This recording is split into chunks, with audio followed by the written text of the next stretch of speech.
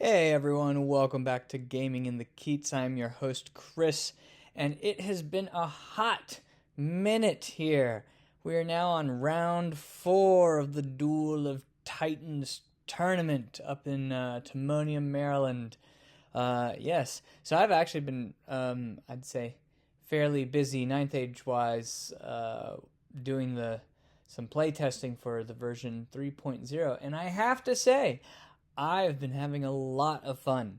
I've been loving playing Dread Elves. I've been loving the new rules and getting used to them. And yeah, I'm excited. I'm excited to be a part of the process, to be giving feedback. This is fun. So, anyway, we're not talking about 3.0. We're talking about the Duel of Titans tournament. And so, as it currently stands, I am in the middle of the pack now after 3 rounds, and I have 26 points. Mark, I think Mark Salion's in the lead now, so he's somewhere in the 40 range. So I do want to say I would really like to podium on this tournament. Yeah, let's be real, y'all. I'm not a great tournament player. Like, I do, like, mediocre to, like, okay at best.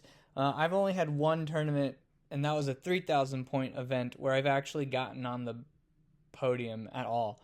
So, like, you know, there's a lot of work to be done here. But I would really like to get on the podium this tournament. So let's see if I can make it happen. Alright, feel free to pause this video because I've already gone over my list in more detail in the previous rounds, so have at it, take a look, find out all the cheeky fun witchcraft shenanigans I can do, and yeah, we got the double prints, they're kicking it strong. Going over my opponent's list of Kingdom of Equitaine, he's actually a clubmate of ours, so I got paired against a clubmate this time. And yeah, let's get into his list. So we have a paladin on a hippogriff with the Uther's medal. So I think that's the one that causes extra hits when he hits you. I can't remember. It's been a while. So forgive me, please, if I get anything wrong here. He's got his general just on a Disteria. Who has the Divine Judgment, so he hurts you when he charges. We got a Damsel, just an Adept of Div with a Magical Heirloom Sacred Chalice. So we're looking pretty light on magic here. He's got another Battle Standard Bearer with the Oriflamme and Stalker's Standard.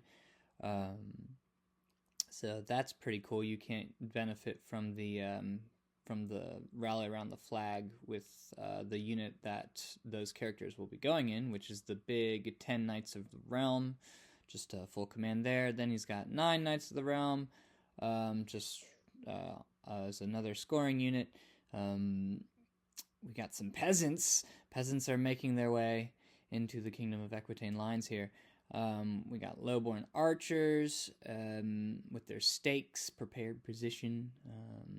I think they like their steak medium rare, I'd assume. I don't know. You'd have to ask the peasants.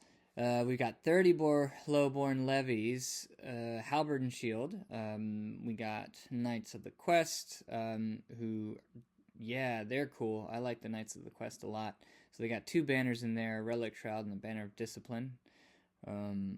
We've got 20 men-at-arms. These are the Ordo Wardens, so they're the great weapons one with an Aether icon. And we've got 2 siege weapons, a Trebuchet for the big infantry stuff, and then we got a Scorpion to single out my single models here. And then the Sacred Reliquary, which is, of course, going into the lowborn levies. So, not a lot of... I mean, it's like... I wouldn't say not a lot. I mean, you know, the Trebuchet can still do work. The Scorpion can as well if they hit... he's got Stars Aligned to help with that. And then 20 lowborn archers, you know. I'm toughness elf, so, you know, I really don't like any sort of range damage whatsoever. But it's not like a heavy amount. I'd say it's a fairly mixed armed Kingdom of Equitaine list. We've got some shooting, war machines, peasants. We got some counter-charging knights. And then we have a nice little cowboy running around. Again, light investment in magic, so we'll see how that works for my opponent. In the pre-game situation here, we got a deployment of refused flanks, so that's a diagonal. My opponent won the roll to choose sides, so my opponent chose this bottom side with the field and the lake, and he chose the diagonal running this way. So I got to, drop for first, and I got the side with the hill. I'm wondering if my opponent maybe made a mistake here and perhaps chosen the side with the hill, but knowing that he wasn't going, if I was going to drop for first, he wouldn't have gotten the advantage of that hill anyway. So, yeah, and then having that impassable in your deployment zone really boxes you in, so I can understand why my opponent chose this side. And then the secondary was King of the Hill. My opponent chose, speaking of hills, my opponent chose the hill to try and get a scoring unit on, and then I chose the field. My thinking here was I wanted to split up my opponent's resources to try and, you have to, split that leadership bubble. That was sort of my goal in thinking there. So it diverts my opponent's resources on where my opponent wants to really, my opponent has to make a decision on where they really want to invest. And then the map is A4, so that's the volcanic lake.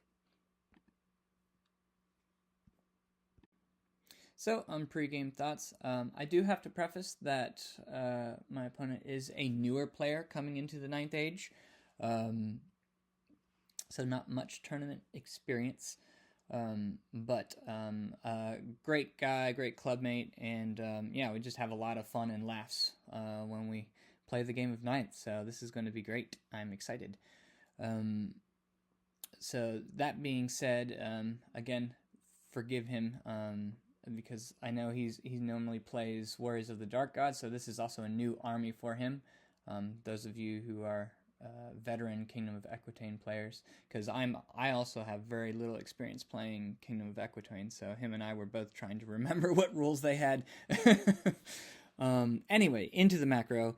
I definitely want to go first, take board control, start getting those witchcraft spells up to either minimize his movement, forcing my opponent to make hard decisions on either stopping the shooting or stopping the random movement. So that's something I really enjoy about my list, this current list right now, is that it has a lot to do with more of the control element of the game, of controlling your opponent's decisions, which I really enjoy. I definitely out-chaff my opponent's army, so I know that I can dictate more of the charges, so I definitely feel okay about putting chaff in front of the knight buses and then seeing if I can countercharge them, because obviously you don't want Kingdom of Equitaine charging you. I definitely have a stronger magic phase, and witchcraft is a plus, so those are much cheaper spells than some of the other lores, so I'm pretty confident that I'll be getting a fair amount of magic support off. And then my opponent has, like I said earlier, a mild amount of range damage against me, and I do have the tools to mitigate that range damage. On the micro side of things, I know that my characters are a problem for him, especially if I get the charge, because I think my character, unless he gets magic support, I think my characters just outfight his. But going into his character situation, I really just can't let his Duke or the Knights of the Quest charge me, because that will definitely hurt. The Griffin Cowboy is annoying because I don't have all my light troop stuff is the Shadow Riders, and my chariots kind of get outmaneuvered, and the Hydra, Mr. Cuddles has other priorities here. So Mr. Cuddles is the Hydra, by the way, if this is your first battle report with me tuning in. And then I've already decided ahead of time after looking at his list that okay, my 8 Shadow Riders, they're on War Machine duty, so I know that I can or at least I will try and get around and get those Shadow Riders into the War Machines as fast as possible. So that being said, everything accounted for, estimation for me is a green. All right, into the deployment. I'm using the little laser pointer here, but for whatever reason it lags on my computer, but then when I watch the videos back, it doesn't lag. So bear with me here as I do it slowly. So from left to right, I dropped for first, like I said, so I vanguarded up my Shadow Riders on this side. We got the Chariot Prince looking sassy. We have another Raptor Chariot right beside her. We have the Beast Breakers right behind them to give them that +1 advance for charging. We have my auxiliaries on the hill with my Witchcraft Master. We have the big unit of spears with my BSB in there. The Divine Altar giving that nice 24-inch fear bubble, and the +3 to my channel, which is just awesome. It's so good. And then the Hydra, and then right behind the Hydra we have my Dread Prince. I attached him to the unit of Obsidian Guard. I've been kind of doing that lately, but it kind of really doesn't matter in this matchup. Another unit of Vanguarded Shadow Riders, and then cheekishly hiding behind the building but ready to pounce on my objective in the later game is that final unit of Obsidian Guard. So from my opponent's side, we got the Ordo Wardens kind of guarding that field. We have the Knights of the Realm without the characters in them. We have the archers behind them. We have the big unit of Lowborn Levies with the Reliquary. We have the Knights of the Quest, who did in fact make my Chariot Prince the questing target. So I really can't have them killing the Prince. We have the Trebuchet, we have the Scorpion, we have the big unit of Knights of the Realm with the 3 characters in there, so Damsel, Duke, and BSB. And then we have the Griffin. So immediately I see an opportunity here with deployment. I've already pre-measured this. The Shadow Riders can indeed fit in between this gap, and will do exactly that, which you'll see momentarily on my turn 1. Okay, turn 1, here we go. I move up as follows. My Obsidian Guard come around the building and are prepping to make their long march to the hill. Yeah, I mean, basically, I chaff my opponent's Knights of the Realm and the Peasant Levies, and making sure there's no potential overruns anywhere. So I have my counter charges set up with the Spears and the Hydra and my Obsidian Guard and my Dread Prince, who is just chilling. I think I positioned the Dread Prince in a way where that the Scorpion can't physically see him, either due to the Reliquary or probably due to my Hydra. It's a little unclear here, but I can't remember, but I think that was my intention there. Anyway, auxiliaries with the Witchcraft Master chill up on the hill. The Chariot is zoning, making sure that my Spears and my auxiliaries are outside of charge range of the Knights of the Realm with the BSB and the Duke in there. I think my opponent made a bit of a mistake here, so he cannot actually charge past this building and hit my Prince. He'd have to wheel first in order to clear the building, and therefore you can only wheel once, so he can't. The only possible unit he'd be able to physically charge would be either the Spears or the auxiliaries, but of course, like I said, I made sure to keep them out of charge range. So the Prince is sitting fat and sassy up on the hill. I took my other Chariot to zone his Griffin from coming around the flank, and then the Beastmasters are right behind, again, giving that +1 advanced support. And then, yes, like I said earlier, the Shadow Riders have squeaked in between that gap and are preparing to charge that Scorpion if his Knights of the Realm move up.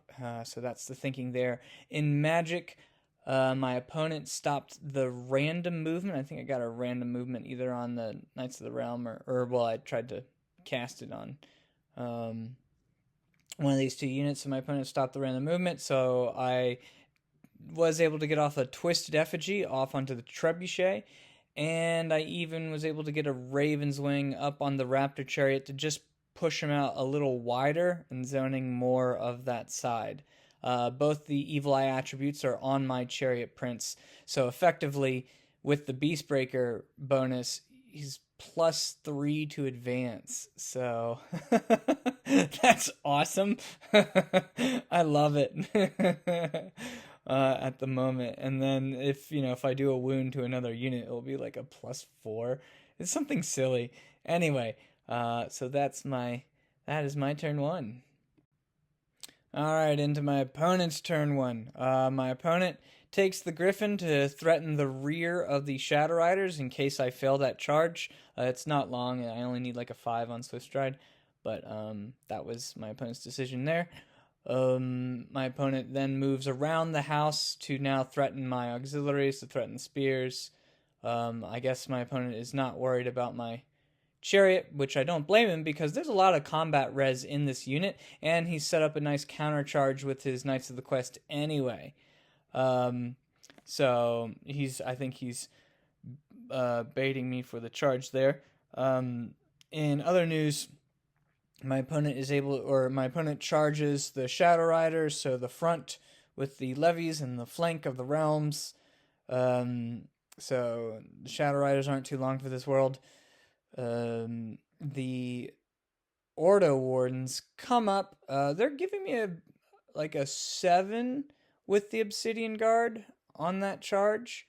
So he's he wants, I think, he wants to see how that combat goes, perhaps, with the Obsidian Guard. In terms of magic, he gets distracting off on the peasants, but I stop Stars Align onto the Scorpion. And in shooting, he shoots at the Hydra, but with the Scorpion. But I think I Fortitude save it, so I got a bit lucky there.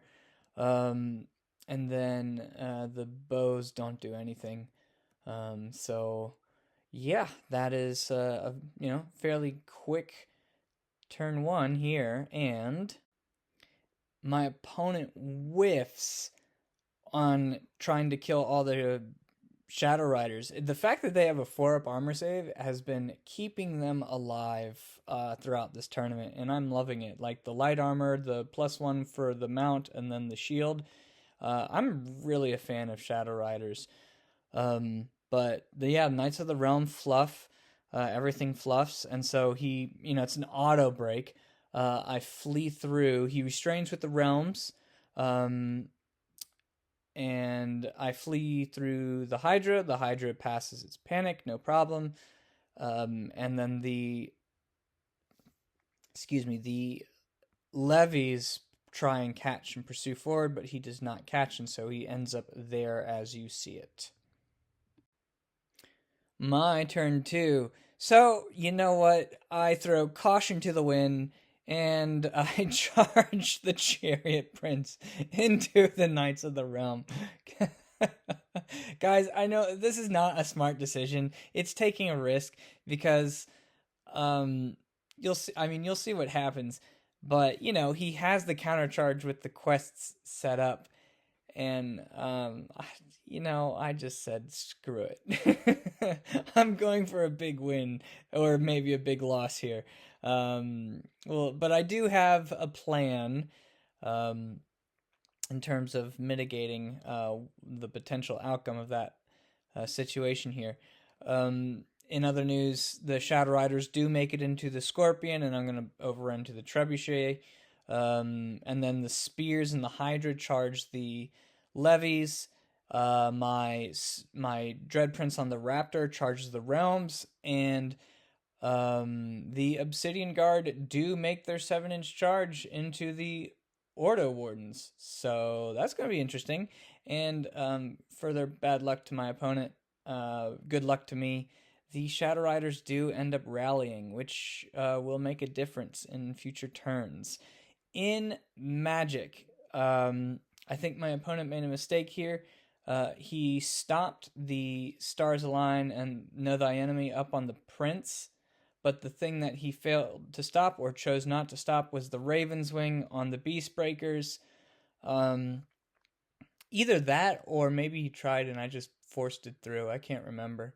But it didn't get stopped, and the Beast Breakers go a nice 12 inches right in front of the quests, And so now the quests do not have a counter charge on my chariot prince, which really keeps my chariot prince in the game on that one. More further news, I kind of messed this up here with my raptor chariot. I'm trying to zone the movement of this griffin with the chariot, but the way that I have it is I can't actually see this Knights of the Realm unit in case I wanted to potentially countercharge for a future turn, which I honestly think would have been the smarter play here. Instead of really focusing on the griffin, is pulling this chariot back so I can at least zone some of that griffin's movement, but also have line of sight onto this realm unit. So, yeah, that was just a missed microplay on my part. In Magic, I already told you what happened in Magic, so let's go into combat. There's another all-important look of the Raven's Wing onto the Beastbreakers. Alright, so after close combat, I did some things out of order here. So I did the... Oh god, I did the combat with the Knights of the Realm with the Prince first. He challenges me out. I kill the champion, weehaw. Now the Dread Prince is, juiced up with Transcendence. And then for some reason, I thought I wouldn't break the peasant levies when I did this because I figured they had minimized discipline and they're distracting. But I actually the Hydra goes nuts. I use my breath weapon, I roll max on my thunder stomps, the spears go nuts, and I auto break this unit, and so I pursue with the Hydra into the Knights of the Realm. Again, I didn't expect that. I thought I was just going to be stuck there for a turn, which is why I did it out of sequence, but now, looking back hindsight, I just should have anticipated the potential of them breaking, and I should have reversed the order in which I did those combats. And so the Hydra hilariously does not catch the levies, but rolls far enough to make it into the realms. The spears turn to face, getting ready for future countercharges. The spears can see the Knights of the Realm as well as looking into these units here. And the Obsidian Guard just ran through the Ordo Wardens. It's just... Obsidian Guard are great for units like that. Hitting on twos, wounding on twos, with 16 attacks is just brutal. He did kill 4 of me in return, but yeah, just Obsidian Guard just won that combat easily, broke them, and ran them down, and ran off the board, so that's where you see them there. And in further news, that's going to be a trend here, the Prince kills the champion, but I don't do max overkill, and so I'm actually losing this combat. So I did enough to lose the combat by 2, so the Prince is on a 9, no rerollable, and I stick on the 7. Oh my god. So I got lucky there, not gonna lie. Yeah. So that's good news for me, not good news for my opponent, and more bad news. The Shadow Riders kill the Scorpion and overrun into the Trebuchet. Alright, my opponent's turn 2. More bad news to come. The levies fail to rally, and then they panic the archers who run off the board. And so the levies are still on the board, but they're close to being off. The quests take the charge into the Beastbreakers, and then the Griffin comes and takes advantage of the misplay I had with my chariot. But then I think my opponent also had a misplay here where he didn't do it in a way to see my chariot prince for the counter charge. So I believe I'm just out of his line of sight. So again, this is, we're learning. I'm also, even with someone who has been playing the Ninth Age since its inception, I really struggle with moving single models, and those are things that you just, you have to just be very, very deliberate with how you're moving them, and so that was a missed opportunity for my opponent there. But on the flip side, he is pressuring my wizard bunker now, so I do need to be cautious about that. In Magic, I believe he got off. I stopped Stars Align. I let him get the Hereditary off. And he got off distracting. Distracting onto this unit here with the guiding light going on to the realms as well. So. And in combat, my prince beats down his duke. When his duke's not charging, he's only strength 4 AP 1, and my prince had I think he even failed to wound. I'm not even sure.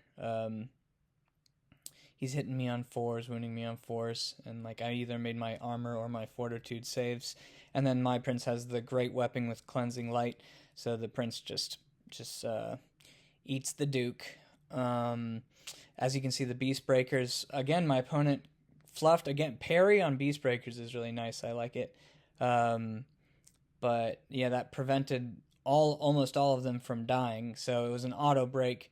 I broke, and then the quests went to reform. But yeah, my chariot sticks his unit once again, which is now I'm really regretting not having my chariot for that counter charge. In other news, the realms do stick with the Hydra and the Prince for one more round. I think I fluff or my opponent just makes his Aegis saves. So the Knights of the Realm are still there with the Hydra and the Prince. But also my Shadow Riders make short work of the Trebuchet and turn to face the rear of the quests and the flank of the Knights of the Realm that you see in this picture. Alright, on to my turn 3. I decide to charge the flank of the Knights of the Realm, honestly just to give me more combat resolution, because I'm realizing if I'm not getting past the armor and Aegis saves, I'm losing combat, and I don't want to be losing combat. I want to be winning combat, and trying to force the break checks on my opponent. And then the Shadow Riders come up to get in the way of the Knights of the Quest. The Beast Breakers fail to rally and are running as such.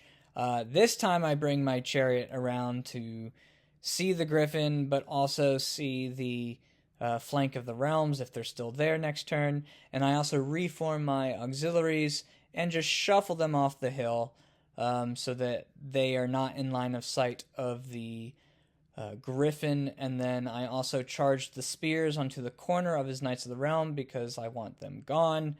The Obsidian Guard come back onto the board and start claiming my King of the Hill, and the other Obsidian Guard are just coming up to, support.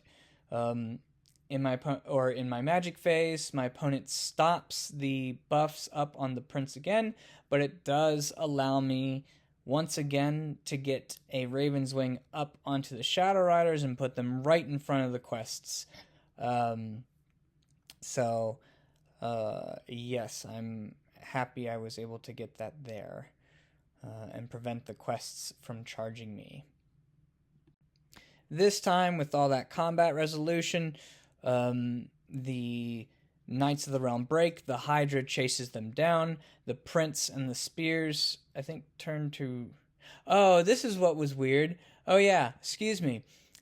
So, what it was that the Spears killed enough with the Prince to take the unit out of base contact with the Spears, and so I couldn't maximize anymore because the Hydra was blocking me from maximizing. So I do break the unit, I do run them down with the Hydra, but what it does mean, crucially, is that the Spears have to sit there. They can't reform, they can't do anything. At least this is how we played it, rules-wise. So the Spears are just stuck.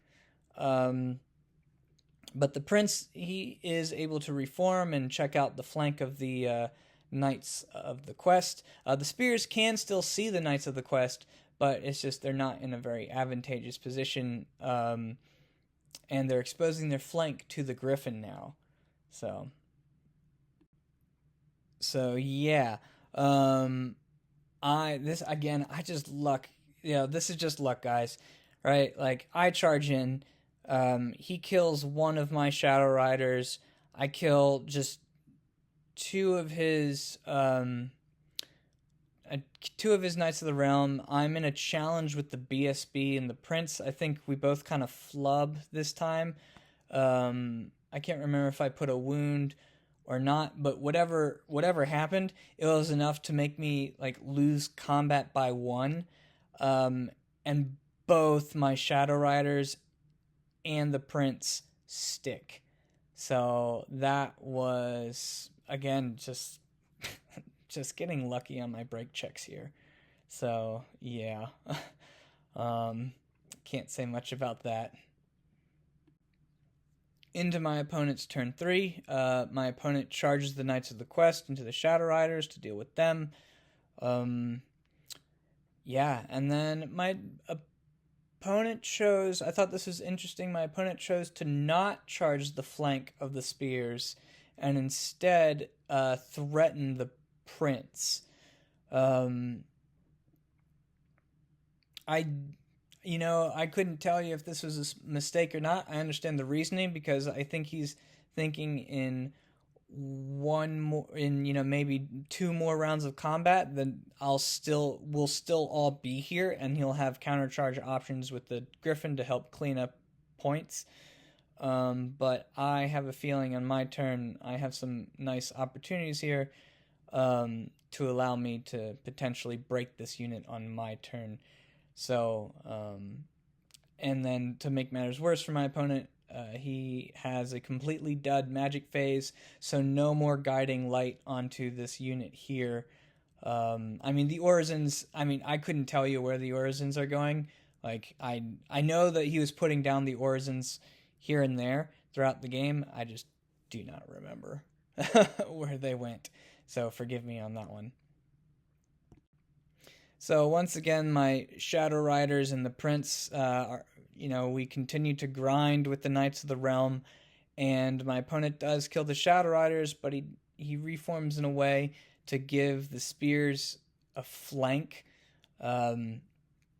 which now you're seeing the picture of my turn 4, so I absolutely take that charge into the flank with the Knights of the Quest. The Dread Prince goes in to support as well, and then now my Raptor Chariot countercharges the flank of the realms, and so it's looking now like a cascade of unfortunate events for my opponent here. And so I think this turn I do make the right decision and choose this sequence of this combat first so I can get that overrun and finish off the realms.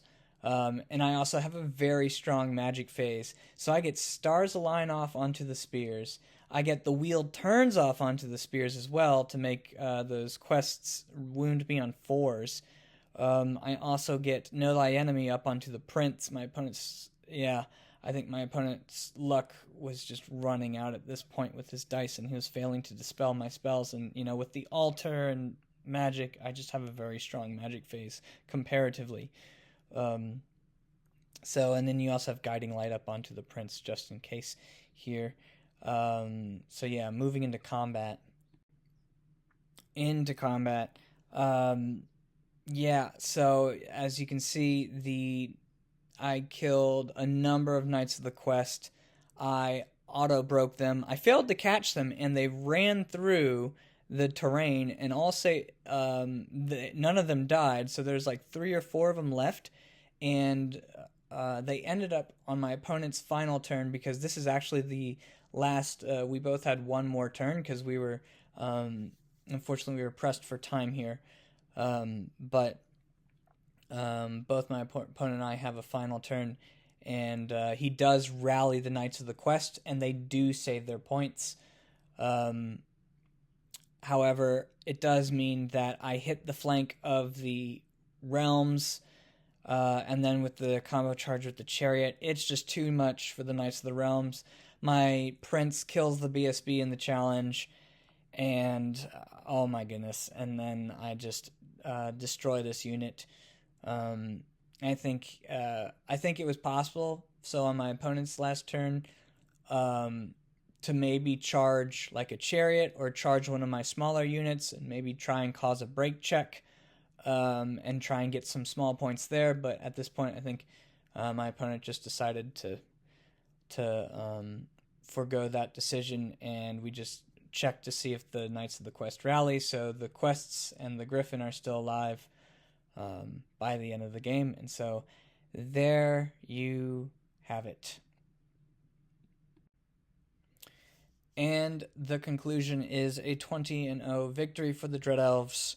The only units I lost were the Beast Breakers. They never rallied, and so they gave up their full points.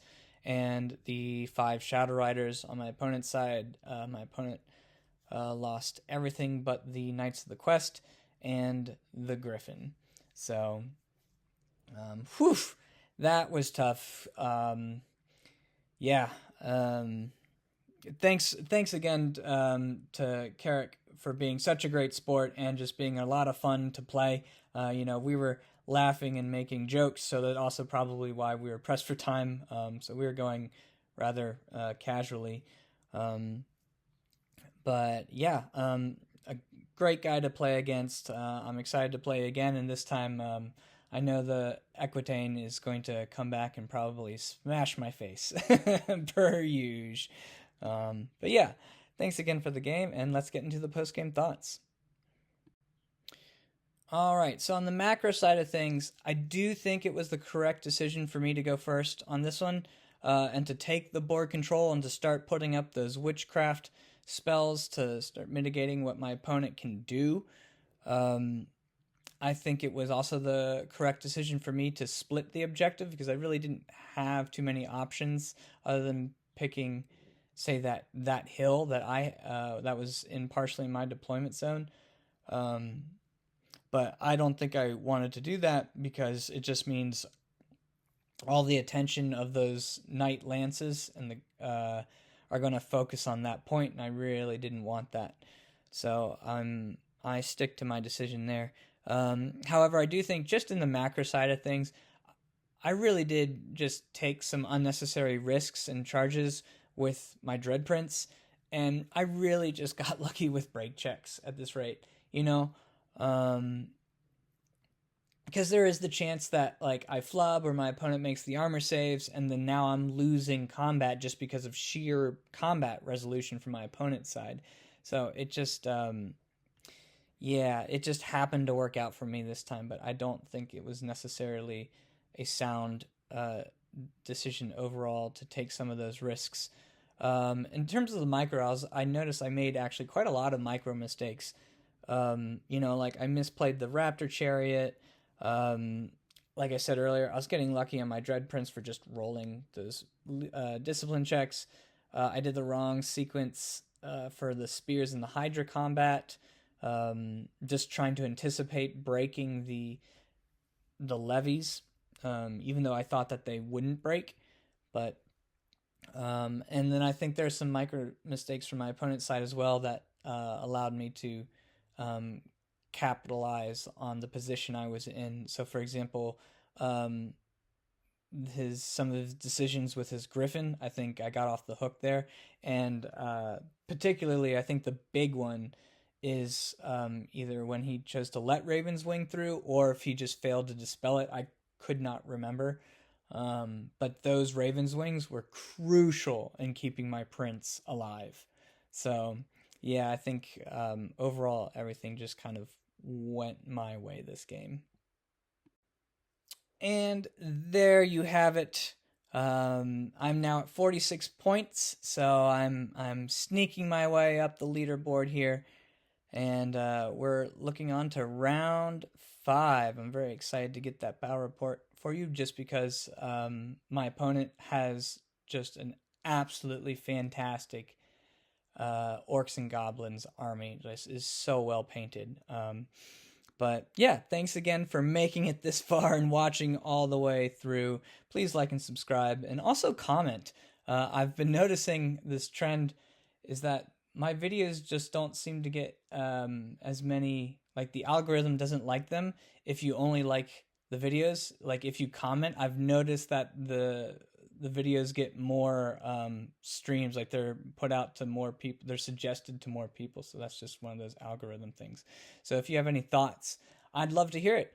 I'd love to hear your thoughts on the game. Anyway, thanks again, everyone, and I'm looking forward to the next one. Ciao, ciao for now, y'all.